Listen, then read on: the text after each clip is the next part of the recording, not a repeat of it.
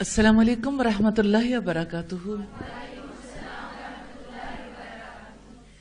نحمده ونصلي على رسوله الكريم. اما بعد فاعوذ باللہ من الشیطان الرجیم. بسم اللہ الرحمن الرحیم. رب اشرح لي صدری ویسر لي امری واحلل عقدۃ من لسانی یفقہوا قولی. اب تک کی جو بات چیت ہے، کوئی سوال کرنا چاہیں تو آپ سوال کر لیجئے. حذیفہ بن یمان نے یہ کہا تھا کہ یہ فلاں شخص جو ہے یہ مشرک، یعنی اس میں شرک تھا، اس میں جو ہے نا شر موجود تھا جس کا انتقال ہوا. حضرت عمر نے کہا کوئی بھی بچا ہوا نہیں، میں کسی کو بچا ہوا نہیں سمجھتا. نہیں، یہ بھی بات ہے. دوسری بات یہ ہے کہ ہم سب خطرے میں ہیں، یعنی وہ خطرے میں محسوس کرتے تھے، اور آج کے دور میں لوگ اپنے آپ کو خطرے میں محسوس، جس کو اپنی ذات کا خطرہ پڑ جائے، ہر وقت ایٹ رسک فیل کرتا ہو، تو وہ اپنے پیچھے لگ جاتا ہے. وہ کہتے ہیں نا کہ پڑی جب اپنے عیبوں پر نظر تو نظر میں کوئی برا نہ رہا.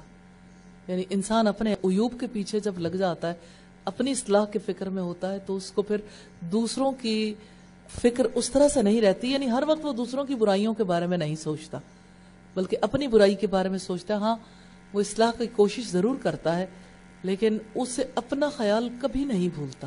جی جیسے استاذہ یہ حضرت حنزلہ والی ہم نے روایت پڑھی، تو استاذہ اکثر ایسا ہی ہوتا ہے جیسے ہم یہاں کلاس میں بیٹھے ہوتے ہیں، الحمدللہ اتنی کیفیت مختلف ہوتی ہے کہ ایمان مل رہا ہوتا ہے، اتنا یعنی کہ خود کو اللہ کے قریب محسوس کرتے ہیں، لیکن بعد میں ایسا نہیں ہوتا. تو کیسے انسان اپنے اندر وہ کیفیت ہمیشہ کے لیے برقرار رکھ سکتا ہے؟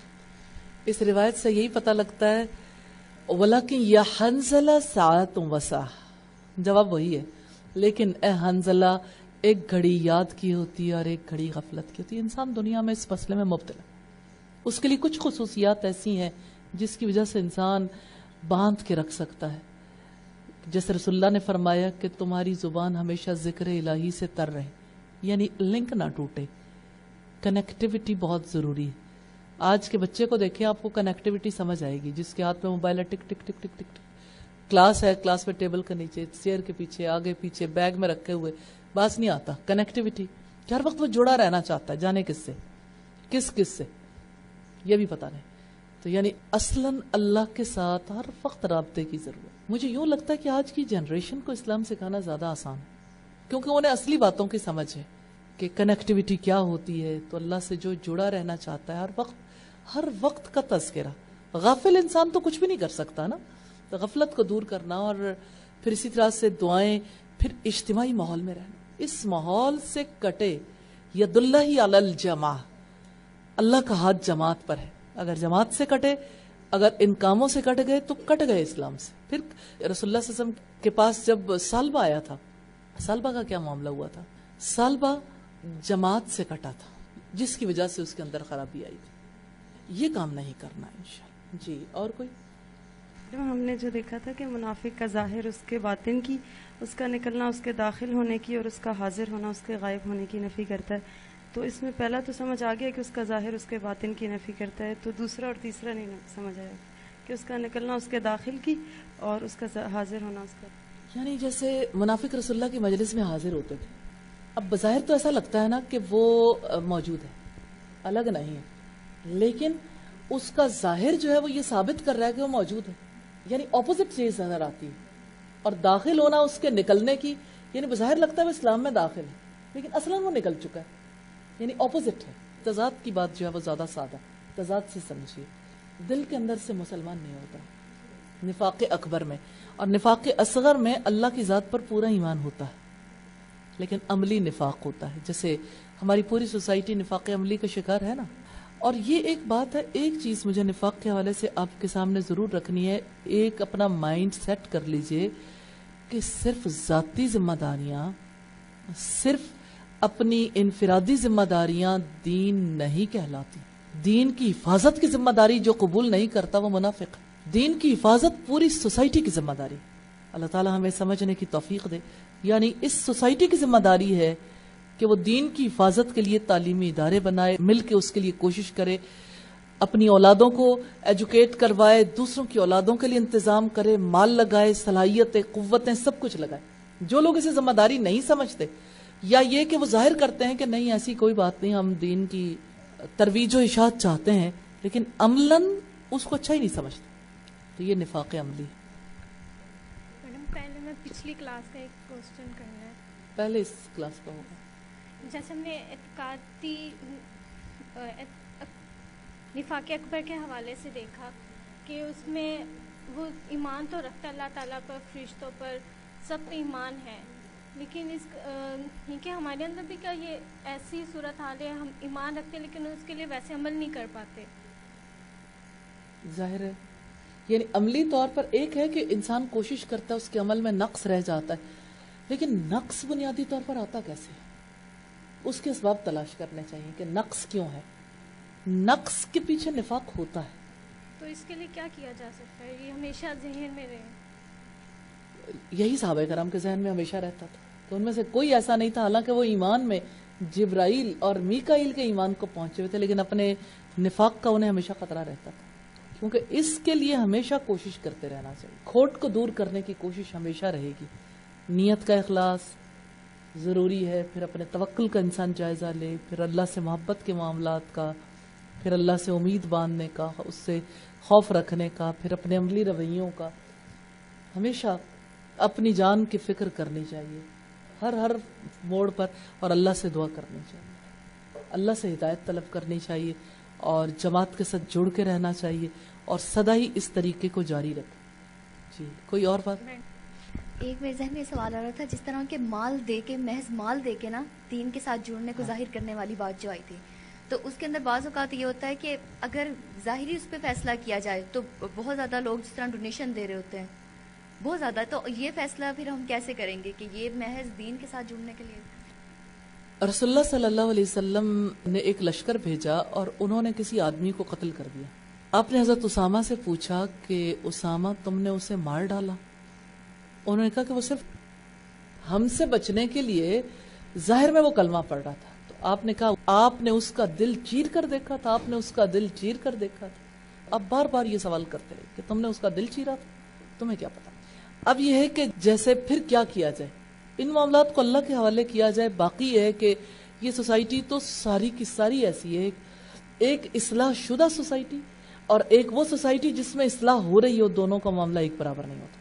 اب یہ وہ سوسائٹی ہے جس میں ہم نفاق کو دور کرنے کی کوشش کر رہے ہیں, نفاق عملی کو. اس سوسائٹی میں جہاں پر اخلاص کا آلموسٹ وجود ہی کم ہے, نہ ہونے کے برابر, تو اس میں ظاہر ہے کہ ابتدائی عمل جب شروع ہوا تھا, جب رسول اللہ مدینہ میں آئے تھے تو منافقین کے بارے میں سخت پالیسی نہیں تھی, بعد میں پالیسی سخت ہوئی.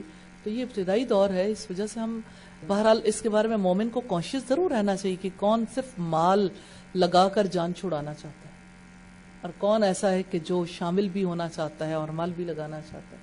اس چیز کو فراموش نہیں کرنا چاہیے کہ مال لگانے کے بعد کسی کو فارغ نہیں کر دینا چاہیے. مال وہ بھلے سے لگائے, لیکن وہ دین کی حفاظت اور دین کی تعلیم کو اپنے لیے بھی اسی طرح ضروری سمجھے, ساتھ شامل, اس کو ساتھ شامل کریں. آج ہم پڑھیں گے کتاب و سنت میں منافقوں کی صفات. کتاب و سنت میں منافقوں کی صفات کو بہت عمدہ طریقے سے واضح کیا گیا ہے, اور سچے مومن ان سے ڈرتے ہیں, یہاں تک کہ اللہ تعالیٰ نے منافقوں کی پوری صفات واضح کر دی, اور مومن ان صفات سے بچنے کی بھرپور کوشش کرتے ہیں. منافقوں کی صفات میں سے پہلی صفت رب تعالیٰ نے بیان کی, دل کی بیماری. فی قلوبہم مرض فزادہم اللہ مرضا وَلَهُمْ عَذَابٌ عَلِيمٌ بِمَا كَانُوا يَكْذِبُونَ. ان کے دلوں میں ایک بیماری ہے, اللہ تعالیٰ نے ان کی بیماری کو زیادہ کر دیا اور ان کے لیے دردناک عذاب ہے کیونکہ وہ جھوٹ بولتے ہیں. البقرہ کی آیت نمبر 10 ہے. سوال یہ پیدا ہوتا ہے یہ کون سی بیماری ہے جو منافق کو لاحق ہوتی ہے؟ وہ کون سی بیماری ہے؟ فی قلوبہم مرض, ان کے دلوں میں بیماری ہے. یہ بیماری شبہات کی ہے, دین کے بارے میں, دینی امور کے بارے میں شبہ دل کو لاحق رہتا. شبہات اور شہوات کا مرض انہیں لاحق ہوتا ہے جو انہیں ہلاک کر دیتا ہے. دو چیزیں دونوں مختلف ہیں. شبہات کی بیماری اور طرح کی ہے, شہوات کی بیماری اور طرح کی ہے, لیکن سبب ایک ہی ہے. خواہشات کی وجہ سے ہی شبہات دل کے اندر جنم لیتے ہیں. نتیجہ کیا نکلتا ہے اس بیماری کے غالب آنے کی وجہ سے کہ برے مقاصد ان کے ارادوں اور نیتوں پر غالب آ جاتے ہیں. تو جب برے مقاصد غالب آتے ہیں تو اس کی وجہ سے دل بگڑ جاتا ہے اور زندگی بگڑ جاتی کیونکہ عمل پر اثر انداز ہوتے ہیں. بڑے ماہر طبیب بھی اس مرض کے علاج سے عاجز آ جاتے ہیں. برے مقاصد، برے ارادے، بری نیتیں کیسے کوئی باہر سے درست کر دے؟ کیسے کرے؟ بیماری بڑھتی ہے نا، یعنی کسی کی نیت خراب ہو گئی، ماں باپ کیا کر لیں گے؟ کسی کا ارادہ فاسد ہو گیا، کوئی باہر سے کیا کرے گا جب تک کہ وہ فرد خود اس کو فاسد محسوس نہیں کر. زیادہ سے زیادہ جو کام کیا جا سکتا ہے، تعلیم دی جا سکتی. اس کی مثال یوں سمجھیے کہ جیسے کینسر، سیل میں خرابی آتی ہے نا، ایک بیسک یونٹ میں وہاں خرابی آتی ہے. اس خرابی کو باہر سے کیسے دور کیا جاتا ہے؟ آپ کو پتا ہے کتنا مشکل ٹریٹمنٹ ہے کینسر کا. اس کے باوجود اس علاج کے ریزلٹس بہت کم لوگوں پر آتے ہیں. انتہائی تکلیف دہ علاج، حتیٰ کہ پورا بدن متاثر ہو جاتا ہے. اب سوچیے اس علاج کے نتیجے میں کیمو ہوتی ہے تو سارے بال جھڑ جاتے ہیں. جس دن یا جب کیمو شروع ہوتی ہے پیشنٹ کے بہت برے حالات ہوتے ہیں. کتنے عرصے یہ علاج جاری رہتا، اتنے برے حالات ہوتے ہیں کہ اس کے اوپر یعنی اسے بالکل الگ تھلگ رکھا جاتا ہے کہ اگر کوئی بیمار شخص قریب سے گزر بھی گیا فوراً یہ پیشنٹ بیماری کیچ کر لے گا اور وہ بیماری بھی اس پہ حملہ آور ہو جائے گی. مدافعتی نظام انتہائی کمزور ہو جاتا ہے علاج کے دوران. ایسے ہی منافق کا حال ہے. تو منافق کا دل بیمار ہوتا ہے. اصل چیز کیا ہے؟ پیچھے بیک اینڈ پہ کیا ہے؟ کیوں ارادے فاسد ہوتے ہیں؟ کیوں مقاصد خراب ہوتے ہیں؟ کیوں نیت بگڑتی ہے؟ پیچھے کیا ہے؟ شبہات اور شہوات. تو اسلام علاج کیسے کرتا ہے؟ شبہات کا علاج کرتا ہے اور شہوات کا علاج کرتا ہے. اب آپ یہ دیکھیے کہ جب آپ شہوات کے بارے میں پڑھ رہے تھے یہ اتباع الہوا کے بارے میں، تو دراصل وہ نفاق کو دور کرنے کا ایک طریقہ، یعنی ہر ایک چیز دوسرے کو سپورٹ کرنے والی ہے. دوسری چیز جو منافق کے اندر پائی جاتی ہے، ہم یہ دیکھ رہے تھے کہ منافقوں کی صفات کیا ہیں. تو پہلی صفت کیا دیکھی ہم نے؟ دل کی بیماری، یہ شبہات اور شہوات کی بیماری ہے. دوسری بیماری ہے شہوانی طمع. دو باتیں ہیں، پہچانیے گا. شہوانی سے مراد یعنی شہوت کی طمع یا شہوت کا لالچ، اور شہوت کو آپ پہچانتے ہیں، اس سے مراد نفس کی خواہشات ہیں. اللہ تعالیٰ نے اس مقصد کے لیے مثال کے طور پر جو علاج کیا ہے وہ نبی کے گھرانے کی خواتین ہیں. پاک باز گھرانہ جہاں توقع بھی نہیں کی جا سکتی. یا نساء النبی لستن کاحد من النساء ان اتقیتن فلا تخزأن بالقول فیطمع الذی فی قلبہ مرض وقلن قولا معروفا. اے نبی کی بیویوں، تم عام عورتوں میں سے کسی کی طرح نہیں ہو. اگر تم اللہ تعالیٰ سے ڈرتی ہو تو بات میں نرمی اختیار نہ کیا کرو، پھر جس شخص کے دل میں بیماری ہے وہ لالچ میں پڑ جائے گا، اور معروف بات کرو. خطاب ہے نبی کی بیویوں سے، امہات المومنین سے، جن کو عام عورتوں کے مقابلے میں فوقیت حاصل ہے، جن کے بارے میں یہ کہا گیا کہ کوئی عورت تمہارے درجے کو نہیں پہنچ سکے گی. تو ازواج رسول نے تقوی اور اس کے تمام وسائل اور مقاصد کے ساتھ اس کی تکمیل کر دی. اسی لیے اللہ تعالیٰ نے حرام وسائل کو منقطع کرنے میں ان کی رہنمائی کی ہے. یہ روایت تفسیر سعدی کی ہے. اب یہاں اس آیت کے حوالے سے دیکھیے گا، اگر تم اللہ سے ڈرتی ہو تو بات میں نرمی اختیار نہ کیا کرو. کیوں؟ جس شخص کے دل میں بیماری ہے وہ لالچ میں پڑ جائے گا. یہ بیماری کون سی ہے؟ شہوانی طمع کی. یعنی جس شخص کا دل بیمار ہے اس کو یہ بیماری لاحق ہے، وہ طمع میں پڑ جائے گا. یعنی ہر فرد نہیں پڑے گا، شہوانی طمع والا لالچ میں پڑ جائے گا. اور یہاں خاص بات ہے وَقُلْنَ قَوْلًا مَعْرُوفًا، کہ آپ بھلی بات کرو. یعنی ایک طرف سے یہ روکا گیا کہ بات میں نرمی اختیار نہ کرو. بہت سے لوگوں نے اس کو سمجھنے میں بہت غلطی پر ہے کہ وہ کہتے ہیں کہ عورت کی آواز کا پردہ، اس میں کوئی شک نہیں کہ عورت کی آواز کے پردے کے بہت سے دلائل ہیں. جیسے اذان عورت نہیں دے سکتی کیونکہ عورت کی آواز کی وجہ سے شہوانی طمع بڑھتی ہے. آواز کے اندر خوبصورتی ہے تو اثر انداز ہوگی. پھر اسی طرح سے جیسے عورت اقامت نہیں کہہ سکتی مردوں کے لیے، پھر عورت جو ہے نماز کے دوران امام کی غلطی کی اصلاح نہیں کرے گی آواز سے، کیونکہ شہوانی طمع کے پنپنے کا موقع ہے. اس وجہ سے یہ کہا گیا کہ آپ یہ ہاتھ پہ ہاتھ مار کے اس آواز کو پہنچائیں گے. اور آج کل کی مساجد میں تو عملاً یہ ممکن ہی نہیں کہ ہاتھ پہ ہاتھ مار کے پہنچائے جا سکے، لیکن ان کیس اگر کہیں ضرورت ہو.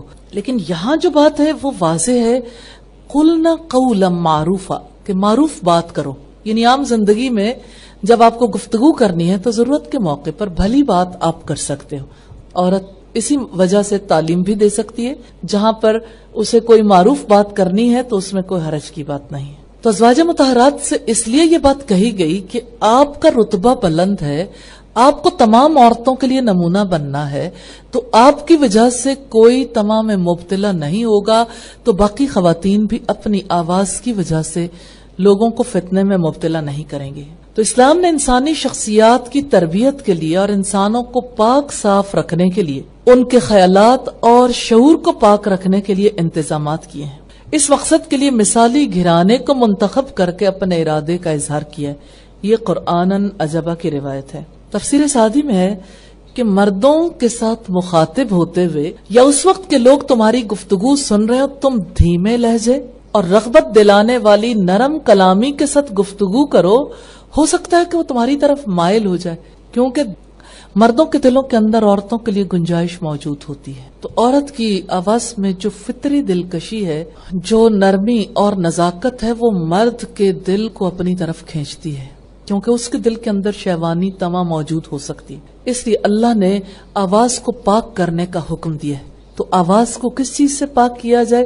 نرمی سے. مردوں کے ساتھ بات کرتے ہوئے نرم لہجے سے بات نہ کریں. تو عمومی طور پر تو نرم کلامی بے حد محبوب ہے اللہ تعالیٰ کو، لیکن مردوں کے ساتھ کلام کرتے ہوئے خصوصی طور پر پابندی عائد کی. تو ایسی نرم کلامی ممنوع ہے جس میں مرد کے لیے عورت کی اطاعت اور اس کے انکسار کی جھلک ہو، کیونکہ عام طور پر عورت کی جانب سے جھکاؤ اور اطاعت کسی بھی مرد کو تمام میں مبتلا کر سکتی.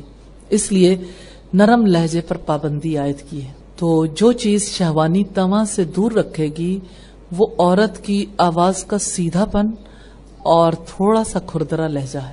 اور جہاں تک نرم کلامی کی بات ہے، وہ تو آپ جانتے ہی ہیں، رسول اللہ صلی اللہ علیہ وسلم کے اندر جو نرم دلی تھی. پھر اسی طرح حضرت موسیٰ اور حضرت ہارون کو جب بھیجا تب انہیں یہ کہا تھا کہ ان سے نرم بات کہو، شاید کہ وہ نصیحت قبول کر لیں یا ڈر جائیں. فَيَطْمَعَ الَّذِي فِي قَلْبِهِ مَرَضٌ، پھر جس شخص کے دل میں بیماری ہے وہ لالچ میں پڑ جائے گا. تو یہ جس شخص کے دل میں بیماری ہے، یہ اصلاً نفاق کی بیماری ہے، ایمان کی کمزوری کی بیماری ہے شہوت کے ساتھ. تو یہاں یہ جو بات کہی گئی، اس کے بارے میں تفسیر سعدی میں ہے کہ یہ شہوت زنا کا مرض ہے. بے شک ایسا شخص تیار رہتا ہے، ہلکے سے محرک کی وجہ سے بھی وہ متحرک ہو جاتا ہے، کیونکہ اس کا دل صحت مند نہیں ہے. صحت مند دل میں ایسی تما نہیں ہوتی جس کو اللہ نے حرام ٹھہرایا. تو اس کے دل کے صحت مند اور مرض سے سلامت ہونے کی وجہ سے اسباب گناہ اسے حرام شہوت کے لیے متحرک کر سکتے ہیں، نہ اس کی طرف مائل کر سکتے ہیں. تو جو دل بیمار ہے وہ دل ایسی چیزوں سے تحریک پکڑتا ہے، متحرک ہو جاتا ہے. اسی لیے حکم دیا گیا کہ معروف بات کرو. وَقُلْنَا قَوْلًا مَعْرُوفًا، کہ یہ قول معروف ہو، بد اخلاقی پر مبنی نہ ہو، یعنی معروف بات ہو. کچھ اور باتیں بھی اس حوالے سے بڑی توجہ طلب ہے. جس سوسائٹی کے اندر عورت کو محض شہوت کا ذریعہ جانا جاتا ہو اور عورت کو گری پڑی چیز شمار کیا جاتا ہو، وہاں یہ تما اور زیادہ بڑھ جاتی ہے. جیسے آج کی سوسائٹی میں عورت کو گری پڑی چیز بنا دیا، اسے چاہیں تو سائن بورڈ پر گرا دیں، اور سائن بورڈ پر گری ہوئی، پستی میں گری ہوئی عورت کو دیکھیے کہ بھلا اس کو کوئی عزت کی نظر سے دیکھے گا؟ کیسے ہو سکتا ہے؟ تو جس سوسائٹی میں عورت اتنی گری پڑی ہو جائے کہ اس کے پوشیدہ اعضاء کو بھی جس کا جی چاہے وہ دیکھ لے، تو جس سوسائٹی میں عورت کا اتنا گرا ہوا درجہ ہو جائے، وہاں پر اس سے اور زیادہ اعراض کرنے کی ضرورت ہے، کیونکہ ہر طرف عورت سستی ہو گئی کی ضرورت ہے کیونکہ ہر طرف عورت سستی ہو گئی. تیسری بڑی بیماری ہے تکبر اور استکبار. رب العزت کا فرمان ہے سورہ المنافقون میں آیت نمبر 5 میں، وَإِذَا قِيلَ تَعَالَوْا يَسْتَغْفِرْ لَكُمْ رَسُولُ اللَّهِ لَوَّوْا رُؤُوسَهُمْ وَرَأَيْتَهُمْ يَصُدُّونَ وَهُمْ مُسْتَكْبِرُونَ. جب ان سے کہا جاتا ہے کہ آؤ رسول تمہارے لیے مغفرت کی دعا کریں، وہ اپنا سر جھٹک دیتے ہیں. آپ انہیں دیکھیں کہ وہ تکبر کرتے ہوئے رک جاتے ہیں. اس سے مراد یہ ہے کہ استغفار کو یہ اپنے لیے ضروری خیال نہیں کرتے. سوچیں گناہگار انسان کے لیے استغفار کتنی بڑی دولت ہے، اور استغفار کی وجہ سے جب اللہ کی رحمت ہوتی ہے، گناہ معاف ہوتے ہیں، تو پھر استغفار کیوں نہیں؟ اور پھر کسی کے لیے رسول استغفار کرے کہ پھر معاف ہونے کے چانسز بڑے برائٹ ہو کہ اللہ ساری زندگی کی برائیاں معاف کر دے. تو انہیں دل کے بیماروں کو کیا چیز روک دیتی ہے؟ تکبر کی بیماری. یہ اپنے سر کو جھٹکتے ہیں، اور ان کے لیے برابر ہے کہ آپ ان کے لیے استغفار کرو یا نہ کرو. جیسے یہ فرمایا آیت نمبر 6 میں، سواء علیہم استغفرت لہم ام لم تستغفر لہم. ان کے لیے برابر ہے تم ان کے لیے مغفرت کی دعا کرو یا نہ کرو.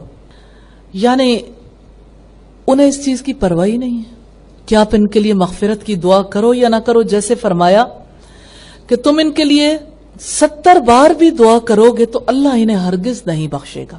سورۃ توبہ کی آیت نمبر 80 میں.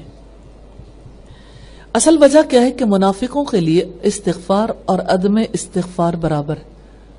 وہ رسول کو اہمیت ہی نہیں دیتے، اور حقیقت یہ ہے کہ وہ اللہ کی ذات کو ہی اہمیت نہیں دیتے.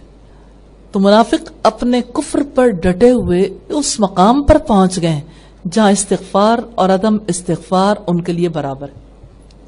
اللہ انہیں ہرگز نہیں بخشے گا. سوال یہ پیدا ہوتا ہے کیوں؟ کیونکہ انہیں تمنا ہی نہیں ہے. وہ اللہ کو پرے کا کے برابر وقت ہی نہیں دیتے. ان کے لیے پھر کیا چیز بڑی ہے؟ منافق کے لیے کیا چیز بڑی ہوتی ہے؟ اپنی ذات. اسی کو تکبر کہتے ہیں، ذات بڑی ہے. چوتھی خصوصیت یہ ہے نفاق کی کہ اللہ تعالیٰ کی آیات کا مذاق اڑاتے ہیں.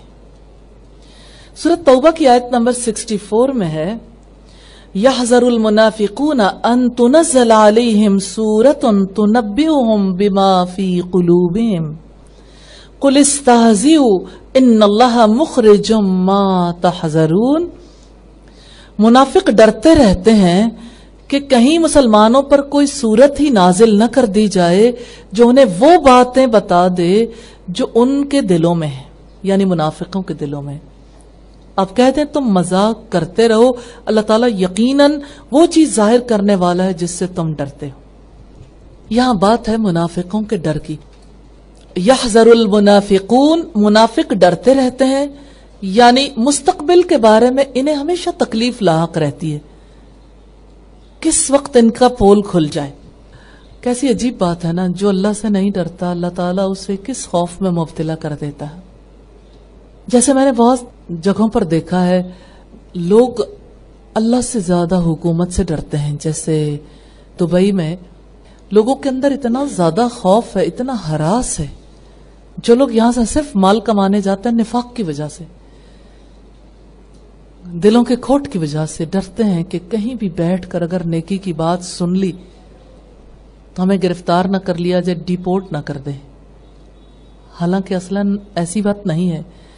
مساجد میں ان کی حاضری مقبول ہے، کسی طرح کی مشکل نہیں. مساجد موجود ہیں، وہاں پر ہر روز تعلیم کے لیے انتظام ہوتا ہے. مساجد میں تجوید پڑھائی جاتی ہے، انہیں دین سکھایا جاتا ہے. اگر لوگ اس بات سے خوف کھائیں کہ ہم اپنے گھروں کے اندر نیکی کی بات نہیں کر سکتے تو انہیں جان لینا چاہیے کہ وہ ایک مسلمان اسٹیٹ میں رہتے ہیں، مسلم اسٹیٹ میں. لیکن یہ دل کی بیماری کا اظہار ہے کہ کہیں ہماری روزی ہم سے نہ چھین لی جائے. اور ایسے خوف میں مبتلا مجھے ایک خاتون کہنے لگی یہاں لوگ اتنا ڈرتے ہیں. ایک خاتون نے مجھ سے کہا ہر جگہ انہوں نے کیمرے لگا رکھے، گھر میں بھی ہم بچے ہوئے نہیں، کیمرے لگے ہوئے. تو کہتی ہے مجھے خاتون نے کہا کہ میں نے سوچا کہ اللہ کی آنکھ کی انہیں ایک لمحے کے لیے پرواہ نہیں جو ہر وقت دیکھتا ہے، اور مال کی محبت کی وجہ سے انہیں کتنی زیادہ پرواہ ہے کہ ہمیں دیکھتے ہیں حالانکہ کوئی کیمرے نہیں لگے ہوئے، لیکن خوف ہے. اور جن کے دلوں میں بیماری نہیں وہ بے خوف ہو کے بے دھڑک وہی کام کرتے چلے جاتے ہیں. تو مجھے لگتا ہے ایسی جگہوں پر جا کر نفاق کھل کر سامنے آ جاتا ہے کہ مال کی محبت بہت زیادہ نفاق میں مبتلا کرتی ہے. اصل بات یہ ہے کہ منافق اللہ پر اور اس کے رسول پر ایمان نہیں لاتے، شک میں مبتلا ہوتے ہیں. وحی کے بارے میں شک میں ہوتے ہیں، قلق میں مضطرب رہتے ہیں، اسی وجہ سے خوفزدہ رہتے ہیں کہ کوئی صورت نازل نہ ہو جائے جو ہمارے بھید کھول دے. سورہ المنافقون کو اسی وجہ سے سورہ الفاضحہ بھی کہتے ہیں.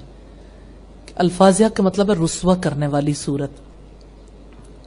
حالانکہ اللہ تعالیٰ ستار ہے، بندوں کی عیب پوشی کرتا ہے، لیکن منافقوں کے حالات اللہ تعالیٰ نے کھولے، اور اللہ تعالیٰ نے ایسے مواقع پیدا کیے ہیں کہ جس کی وجہ سے وہ ہمیشہ ہی خوفزدہ رہیں. جیسے سورہ الاحزاب میں فرمایا آیت نمبر 60 اور 61 میں، اگر منافقین اور وہ لوگ جن کے دلوں میں بیماری ہے اور مدینہ میں افواہیں پھیلانے والے باز نہ آئے تو ہم تمہیں ان کے خلاف اٹھا کھڑا کریں گے، پھر وہ اس شہر میں تمہارے ساتھ بہت کم رہنے پائیں گے، پھٹکارے ہوئے جہاں پائیں گے پکڑے جائیں گے، بری طرح قتل کیے جائیں گے. یہ ہے منافقوں کا انجام اور منافقوں کے بارے میں اسلام کی پالیسی. ان سے کہا گیا قل استہزئوا کہ آپ مذاق اڑا لو. اہل اسلام کا مذاق اڑاتے ہو، اللہ کے احکامات کا مذاق اڑاتے ہو، اڑا لو. ان اللہ مخرج ما تحذرون، اللہ اس کو نکالنے والا ہے، بے شک نکال دے گا جس سے تم ڈرتے ہو. یعنی جو تمہارے دلوں کے اندر اصل بات ہے، اصل بیماری ہے نا، اللہ نے اسے ظاہر کر دینا. تمہارا اصل ڈر کچھ اور ہے اور ظاہر کچھ اور کرتے ہو. تو اللہ تعالیٰ نے اپنا وعدہ پورا کیا، یہ سورت نازل کی جو ان کے رازوں سے پردہ اٹھانے والی ہے. یہ روایت تفسیر سعدی کی ہے. منافقوں کی 5ویں خصوصیت ہے مومنوں کا مذاق اڑانا. حافظ ابن قیم کہتے ہیں کہ منافق کے 2 چہرے ہوتے ہیں، ایک مومنوں کے لیے اور دوسرا چہرہ ان کا حقیقی ہوتا ہے. ان کی 2 زبانیں ہیں، ایک ایمان کا اظہار کرتی ہے، دوسری سے وہ کتاب و سنت سے اعراض کرتے ہیں. یہ روایت مدارج السالکین کی ہے. حافظ ابن قیم کی کتاب ہے، بہت خوبصورت کتاب. اللہ تعالیٰ سے دعا ہے اللہ ہمیں توفیق دے، کیونکہ یہ کتاب انشاءاللہ تعالی ہم پڑھائیں گے آئندہ، مدارج السالکین. اور یہ کتاب جو ہے اپنی اصلاح کے لیے بہت ناگزیر ہے، لیکن ابھی عربی زبان میں ہے، اور انشاءاللہ جیسے سیرت حبیب کا ٹرانسلیشن ہوا اس کا بھی ٹرانسلیشن ہوگا، اور انشاءاللہ پھر اس کے بعد ہم اسے پڑھیں گے. سورۃ توبہ کی آیت نمبر 14 ہے، قاتلوہم یعذبہم اللہ یعذبہم اللہ، تم ان سے لڑو، اللہ تمہارے ہاتھوں ان کو سزا دلوائے گا، انہیں رسوا کرے گا اور ان کے خلاف تمہاری مدد کرے گا اور مومنوں کے سینے ٹھنڈے کرے گا. اب سوچئے جس کا دل بیمار ہے، ظاہر میں وہ 5 نمازیں پڑھتا ہے، وہ زکوٰۃ بھی دیتا ہے، وہ روزے بھی رکھتا ہے، وہ حج بھی کرتا ہے، اللہ نے ایسے لوگوں کے خلاف قتال کا حکم دیا، ان سے قتال کرو. سوال یہ پیدا ہوتا ہے کیوں؟ کیونکہ یہ 2 دھاری تلوار ہے، ان کا اندر اور باہر ایک جیسا نہیں ہے، اور یہ ایسے لوگ ہیں جو مومنوں کا مذاق اڑاتے ہیں. تو اللہ تعالیٰ کہتے ہیں کہ اللہ نے انہیں سزا دینی ہے، انہیں رسوا کرنا ہے اور ان کے خلاف تمہاری مدد کرنی، اور مومنوں کے سینے اللہ ٹھنڈے کرے گا. کس وجہ سے؟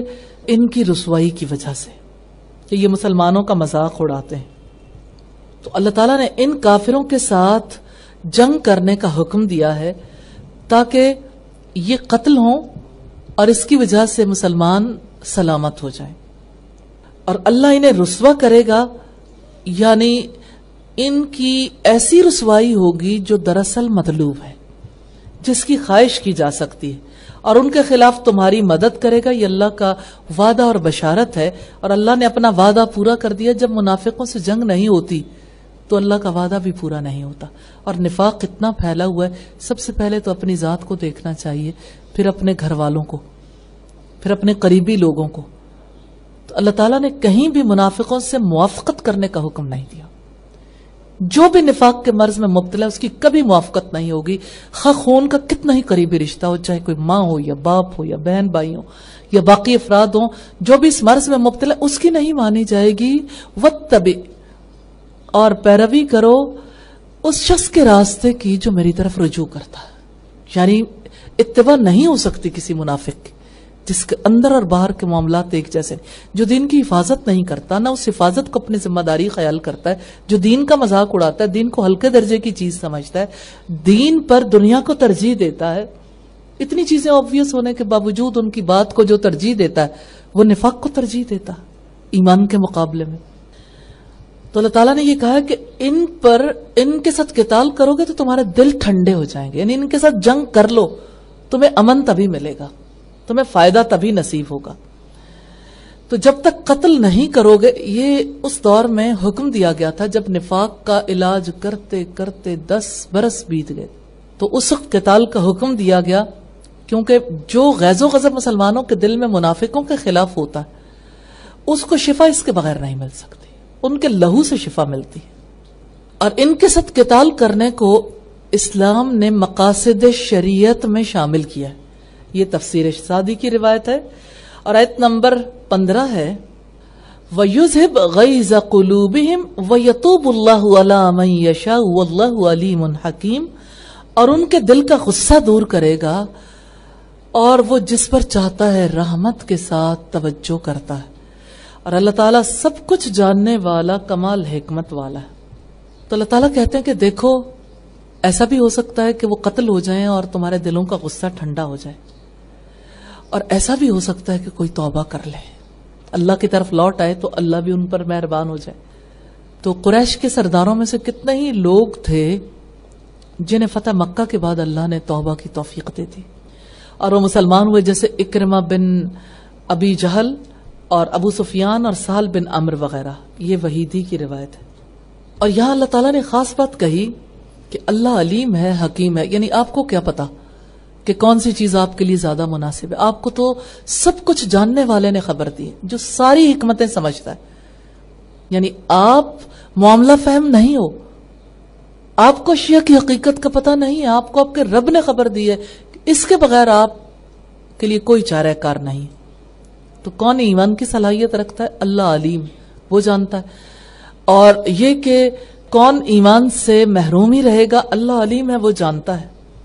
جو ایمان قبول کر سکتا ہے اللہ موقع دیتا ہے، جو نہیں کر سکتا اللہ تعالیٰ اسے محروم کر دیتا ہے اور گمراہی میں چھوڑ دیتا ہے. یہ ساری صفات لکھ کے چیک لسٹ بنائیں، اپنی جائزہ لیں کہاں پر ہم سٹینڈ کرتے ہیں. سب سے پہلا فرض ہے اپنے آپ کو آگ سے بچانا.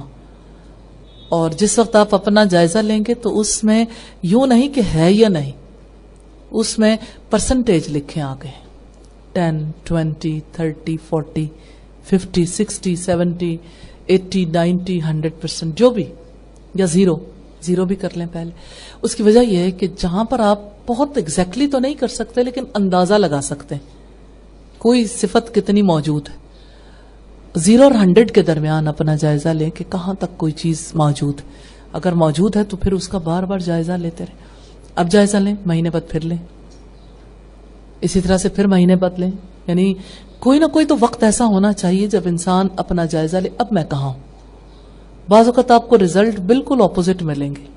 جب آپ نیکی کے کاموں میں مصروف ہوں گے تو نفاق ختم ہو جائے گا آہستہ آہستہ، انشاءاللہ آپ پیچھے لگے رہیں گے. لیکن اگر دنیا کی محبت میں مبتلا ہوں گے، دنیا کے پیچھے بھاگیں گے، پھر نفاق کا گراف بڑھتا چلا جائے گا. اس لیے تا حیات اپنے آپ کا جائزہ ضرور لیتے رہیں ان صفات پر. چھٹی بات یہ کہ لوگوں کو فی سبیل اللہ خرچ سے روکنا. سورہ المنافقون کی آیت نمبر 7 ہے هم الذین یقولون لا تنفقوا علی من عند رسول اللہ حتی ينفذوا وللہ خزائن السماوات والارض ولکن المنافقین لا یفقہون. یہی لوگ ہیں، کہتے ہیں جو لوگ اللہ کے رسول کے پاس ہیں ان پر خرچ مت کرو یہاں تک کہ وہ منتشر ہو جائیں. اور آسمان اور زمین کے خزانے اللہ ہی کے ہیں لیکن منافق نہیں سمجھتے. تو یہاں جو خاص بات پتہ چلتی ہے وہ یہ کہ لوگوں کو فی سبیل اللہ خرچ سے روکتے ہیں. وہ کہاں پائے جاتے ہیں لوگ جو اللہ کے راستے میں خرچ کرنے سے روکتے ہیں؟ کبھی آپ نے دیکھے ایسے لوگ قریب کے حلقے میں جہاں لوگ یہ کہتے ہوں کہ ٹھیک ہے ادھر بھی خرچ کر لو لیکن دیکھو کل آنے والی ضروریات کے لیے بچانا ہے اور دنیا کی طرف بھی دھیان کر لو، بھی فلاں کام بھی رہتے ہیں، بھی فلاں بھی رہتا. ایک تو یہ صورت. دوسری بات یہ کہ جو لوگ ایمان والوں سے نفرت کرنے لگتے ہیں, جن کے دلوں کے اندر بیماری ہوتی ہے, سب سے پہلا اٹیک اسی بات پہ کرتے ہیں کہ وہ وسائل جو اہل ایمان کو ملتے ہیں, جس کی وجہ سے وہ دین کا کام جاری رکھتے ہیں, ان وسائل کو ختم کرا دو. آگے بڑھ کے جگہ جگہ جو لوگ بھی اس معاملے میں خرچ کرتے ہیں, ہر جگہ سے وہ بند کروانے کی کوشش کرتے ہیں. اور اللہ کا کام پھر بھی بند نہیں ہوتا, کیونکہ ایک دروازہ بند ہوتا ہے تو 100 کھل جاتے ہیں, کیونکہ اللہ نے اس دھرتی پر اپنے دین کو غالب کرنے کا وعدہ کر رکھا, اور یہ کام ہوگا ہی. تو جو لوگ بھی غلبہ دین کے لیے کام کرتے ہیں, اللہ تعالیٰ ان کو مواقع دیتے چلے جاتے ہیں. الحمدللہ. تو یہی لوگ ہیں جو کہتے ہیں کہ جو لوگ رسول اللہ کے پاس ہیں ان پر خرچ مت کرو یہاں تک کہ وہ منتشر ہو جائیں, اور آسمان اور زمین کے خزانے اللہ ہی کے ہیں, لیکن منافق نہیں سمجھتے. زید بن ارقم سے سنا گیا, انہوں نے بیان کیا کہ ہم رسول اللہ کے ساتھ ایک سفر میں تھے جس میں لوگوں پر بڑے تنگ اوقات آئے تھے. عبداللہ ابن ابئی نے اپنے ساتھیوں سے کہا کہ جو لوگ رسول اللہ کے پاس جمع ہیں ان پر کچھ خرچ مت کرو تاکہ وہ اس کے پاس سے منتشر ہو جائے. اس نے یہ بھی کہا کہ اگر ہم مدینہ لوٹ کر جائیں گے تو عزت والا وہاں سے ذلیلوں کو باہر کر دے گا. میں نے رسول اللہ کی خدمت میں حاضر ہو کر اس گفتگو کی اطلاع دی تو آپ نے عبداللہ ابن ابئی کو بلا کر پوچھا. اس نے بڑی قسمیں کھا کر کہا کہ میں نے ایسی کوئی بات نہیں کہی. لوگوں نے کہا زید نے رسول اللہ کے سامنے جھوٹ بولا ہے. لوگوں کی اس طرح کی باتوں سے میں بہت رنجیدہ ہوا, یہاں تک کہ اللہ نے میری تصدیق فرمائی. پھر نبی صلی اللہ علیہ وسلم نے ان کو بلایا تاکہ ان کے لیے مغفرت کی دعا کریں, لیکن انہوں نے اپنے سر پھیر لیے. حضرت زید نے بیان کیا کہ اللہ تعالیٰ کے ارشاد خشب مسندہ, گویا وہ بہت بڑے لکڑی کے کندے ہیں, ان کے متعلق اسی لیے کہا گیا. بخاری کی 4903 اور مسلم کی 7024 نمبر روایت. وآخر دعوانا ان الحمد للہ رب العالمین. سبحانک اللہم وبحمدک نشہد ان لا الہ الا انت نستغفرک ونتوب الیک. السلام علیکم ورحمۃ اللہ وبرکاتہ.